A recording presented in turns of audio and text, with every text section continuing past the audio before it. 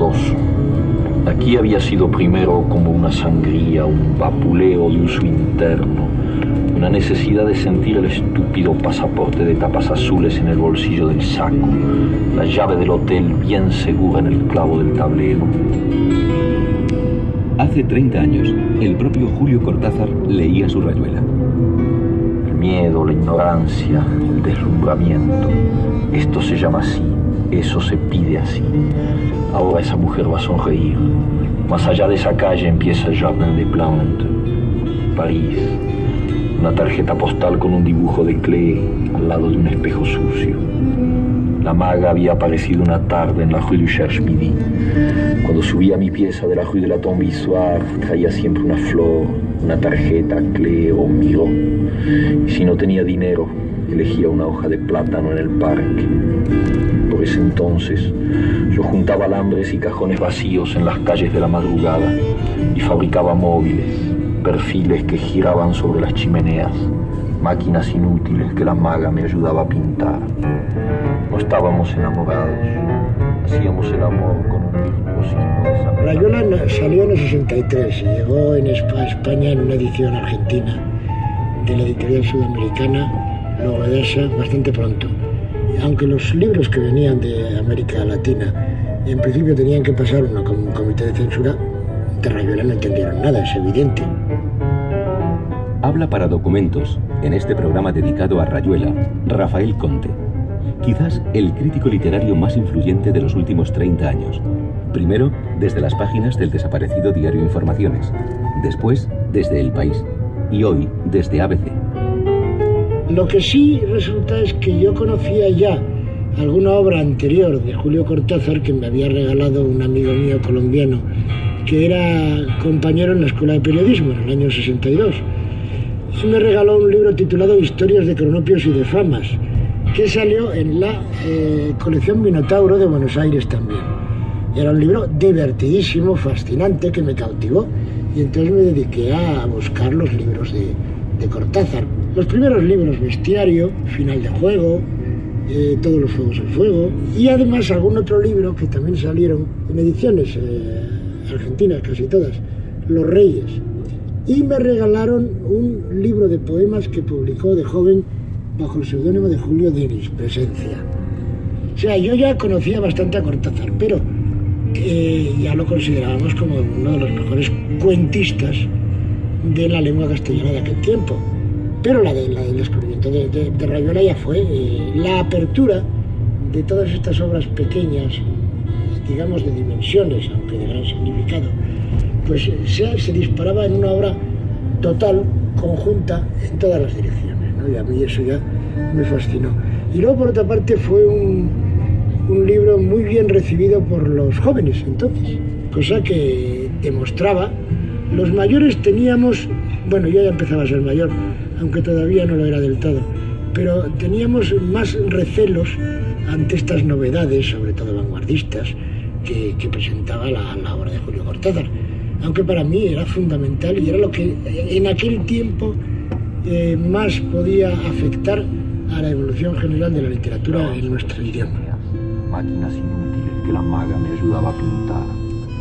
No estábamos enamorados, hacíamos el amor con un virtuosismo desapegado y crítico, pero después caíamos en silencios terribles y la espuma de los vasos de cerveza se iba poniendo como estopa, se entibiaba y contraía mientras nos mirábamos y sentíamos que eso era el tiempo.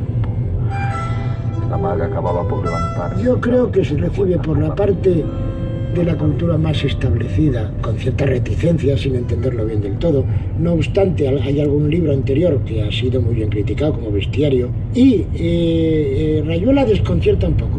Pero por parte de los que empezábamos a hacer crítica entonces jóvenes, por ejemplo, Félix Grande en Cuadernos Hispanoamericanos, o yo mismo en el diario Informaciones, Juan Pedro Piñonero, en fin, había mucha gente que apostamos por estos escritores hispanoamericanos que molestaron mucho su triunfo en España, porque hubo entonces un gran debate entre los viejos que se veían que el público empezaba a abandonarlos y los jóvenes que empezaban a salir, que el primero fue Vargas Llosa en el año 62, luego Rayuela en el 63, luego 100 años de soledad en el 74, se redescubre a Borges, entonces ya la avalancha del público es general, y entonces ganan la batalla, pero la batalla del público. Y en España, mientras tanto, los jóvenes ya habían sido agotados por la censura y los del realismo y las persecuciones, y los viejos están ya demasiado viejos, ¿no? Entonces, de verdad, el triunfo de los autores latinoamericanos fue clamoroso. Cortázar se refiere a este triunfo, al boom, en un fragmento del documental cinematográfico de Tristán Bauer, Cortázar, de 1994, no distribuido en España.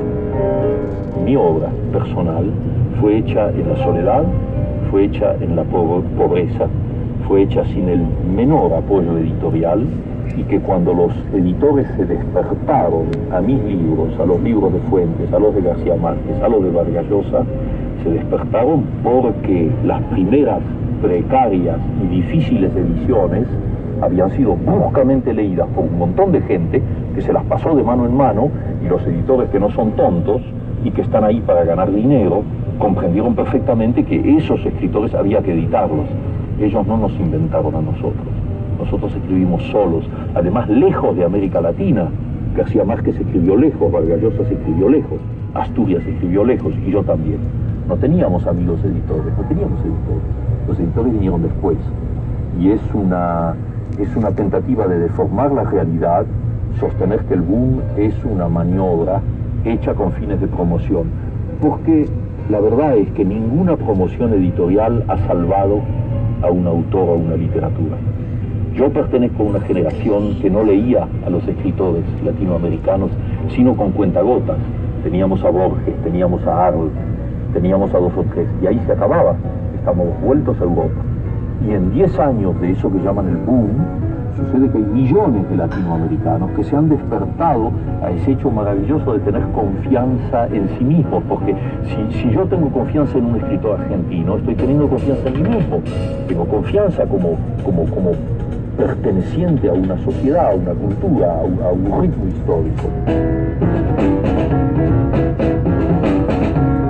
Para mí lo que tiene Cortázar es que es una especie de centro nuclear del cual está equidistante de todo lo demás. Quiero decir, todos los demás han cambiado, han variado, se han sobrevivido casi demasiado. Cortázar no tuvo tiempo de sobrevivirse.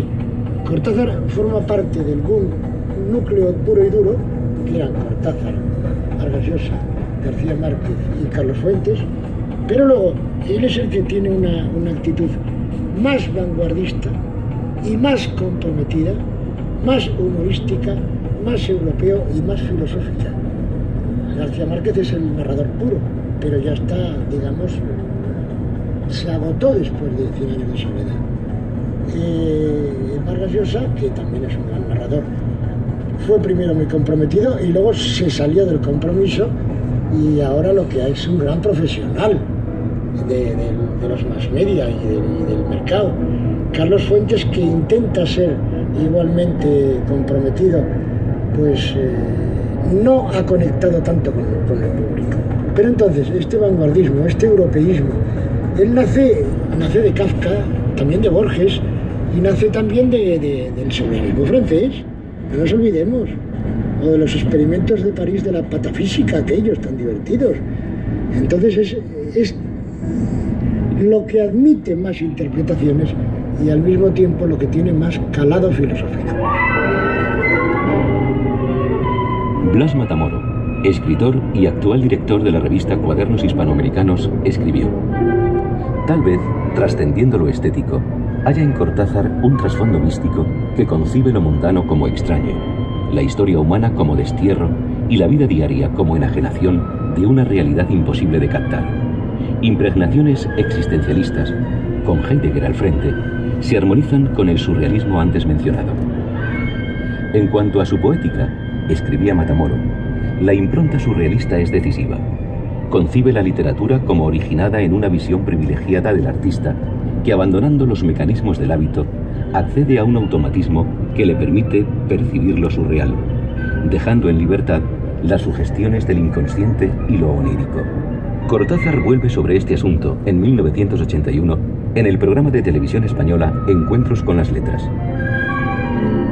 yo me veo a mí mismo en el momento de ir a la máquina de escribir o al bloc de papel, dominado por una fuerza que no tiene nada que ver con la inteligencia, con la conducta o con la voluntad.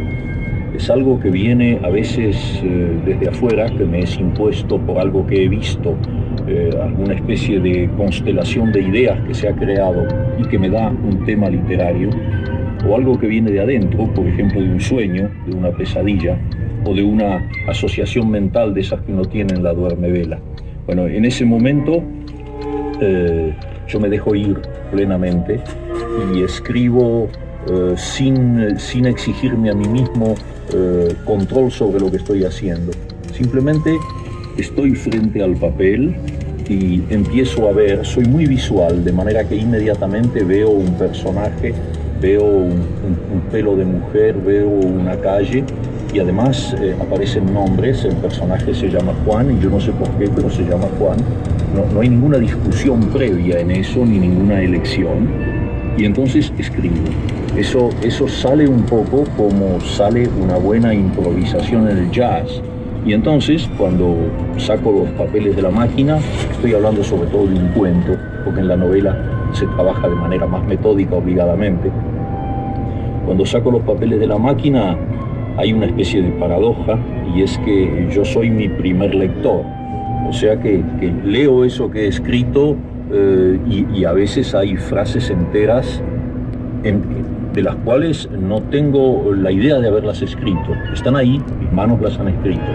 Esa sería la primera etapa, pero la segunda es totalmente distinta, es decir, yo dejo descansar eso un poco y luego lo tomo y ahí soy absolutamente implacable, porque si tú publicaras todo